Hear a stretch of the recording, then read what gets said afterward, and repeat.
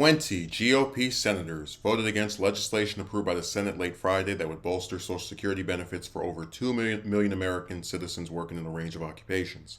The legislation, dubbed the Social Security Fairness Act, will rescind two statutes that would have decreased benefits to an array of individuals working as teachers, firefighters, local and state police, and others within the public sector. It was approved in a 76 to 20 vote. Senators Marco Rubio, J.D. Vance, Joe Manchin, and Adam Schiff did not vote. President Biden is expected to sign this bill into law. It was also backed by President-elect Trump and was approved by the House with bipartisan support in November. Critics, led by Senator Rand Paul, argued the bill was expensive and could lead to problems for Social Security going forward. The Congressional Budget Office projects legislation will add $196 billion to the federal deficit over the next 10 years and speed up Social Security's projected insolvency by 6 months.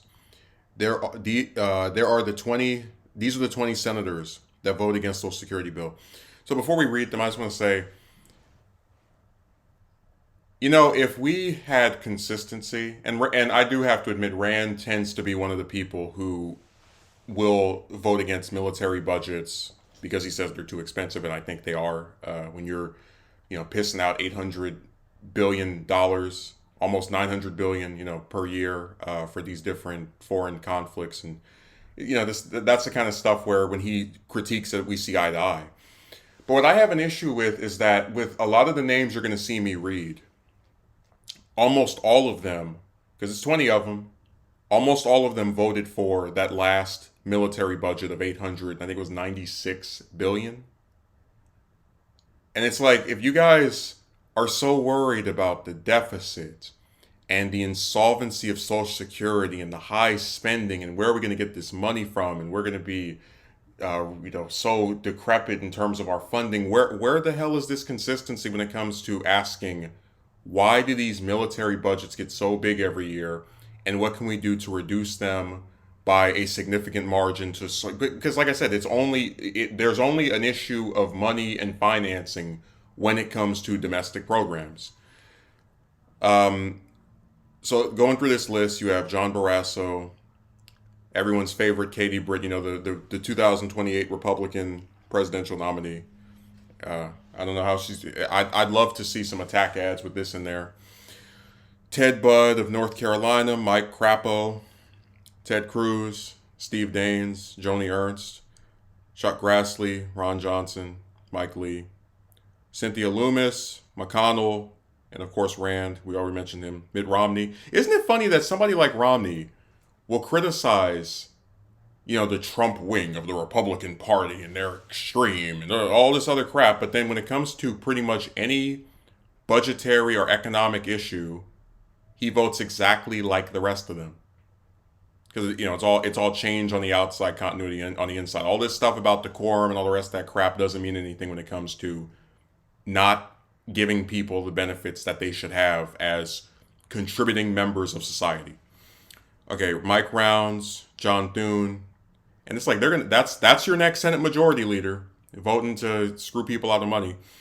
Tillis, Tuberville, Wicker, and Todd Young. And let me just go because one of these I actually think is kind of funny. You have Mike Lee. He says, "Where is it? The law is designed to keep people from receiving more than they earned in benefits may have needed to be fine-tuned, but argued that repealing the windfall elimination provision and GPO altogether would return the nation to a broken model that would unfairly reward some at the expense of others." Yeah, the United States definitely in its current state does not unfairly reward some at the expense of others. I mean, it's not like when we had the subprime mortgage crisis where all those people were getting kicked out of their houses and regular bank employees were getting fired. The same group on top who caused it were able to get richer and have bonuses and stuff their pocket even more. They definitely were not were not unfairly rewarding some at the expense of others when that happened. The U.S. definitely didn't have that going on. I'm telling you, the idea of America being fair in any sense of the word is hilarious. Who else said something that was stupid? Because most of these they just list the names. I guess like if we want to go over some specific ones, I can say it's really funny to see.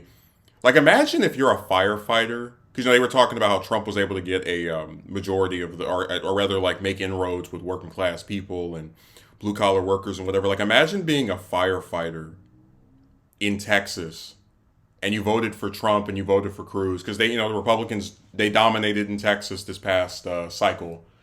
And what's one of the first votes that Cruz had before he's even sworn in for another term as senator?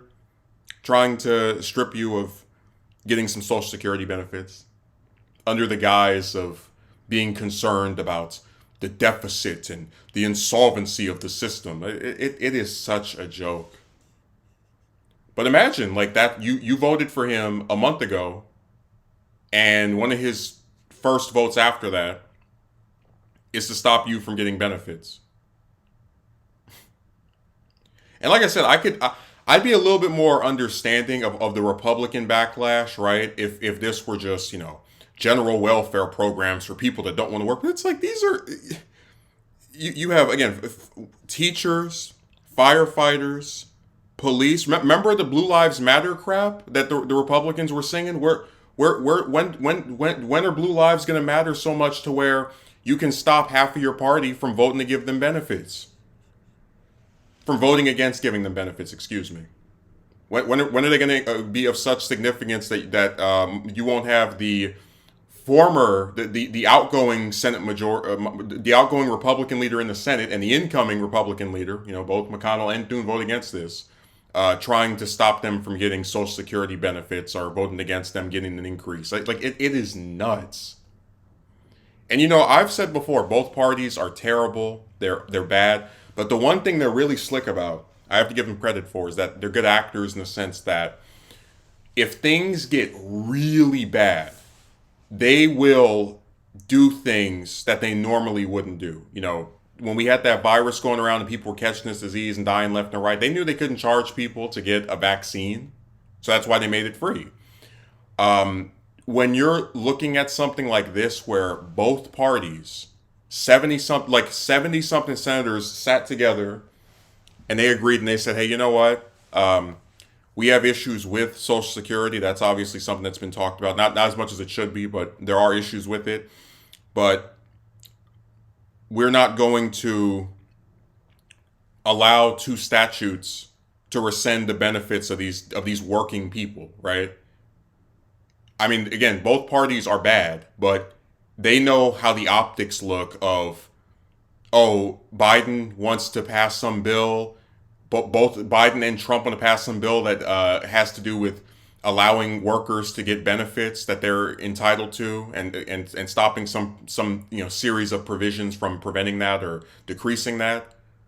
They know that if they vote against it, it does not look good. So the few that are stupid enough to do that have to sit here and spin it like, oh no, you misunderstand me. I'm very concerned about the American people, and that's why I want this program to have the funding in the next couple of years. But where are your attempts to ever do anything about this funding? The only time you hear any of these politicians, except maybe two on the Republican side, Rand Paul and Mike Lee, those only two are consistent. The only time you see the rest of these people talk about the issue with funding and the lack of money is when it comes to domestic programs. When they passed that military budget not even a week ago, you didn't see a single one of these suit or dress wearing pricks get up there and talk about, I am very concerned about how we're going to afford this, because they don't care. It's not something they're bothered by. As long as they get those defense contractor coins, you can sit up there and starve and die on the streets. God, I'm telling you, it's amazing how antagonistic politicians are to the people that put them in office. Like, you have working people. And we've talked before, most Americans live paycheck to paycheck. So there really should be more and more attempts to give people something on the side to help them with, working these jobs, because teachers don't make that much, ironically enough, despite the fact that they provide one of the most essential services out there. In fact, they actually oftentimes get slandered by conservatives as having these left-wing agendas. But you have teachers, firefighters, police, um, all of these different people who, in a lot of cases, are not making that much money. And the one thing that they can get on the side, other than getting another damn job on top of the one they already have, you want to put a knife in them. Oh no, this is too. We don't think we have enough for this. Well, you have enough for these several wars that go on every year in perpetuity. I never saw a single Republican senator over the whole course of the Afghanistan war going, oh, we don't have enough money to keep this going. Like it is such a joke, man. And I feel bad for Americans because they are getting played by both sides. It's just that in this case, most of the senators and both Trump and Biden recognize the bad optics of screwing people out of money when they're already working and struggling anyway. So I'm glad that at a minimum, at least, these different groups are getting this benefit kept or retained or, increased. And as for those 20 Republican senators that vote against it, they can go to hell. I'd love for them to lose their seats, but they live in a lot of red states where, they'll vote for anybody with R by their name. So it looks like people are going to keep getting screwed in perpetuity. And it's sad, man. Like, the number one most important thing a politician should be doing is trying to benefit the people that voted for them, the majority of people. And the only people that get benefits from these jerks are defense contractors and all types of other donors that help them with financing their little garbage campaigns. It's a backwards mess. When even the people that work, they won't give some help to. Like, goddamn.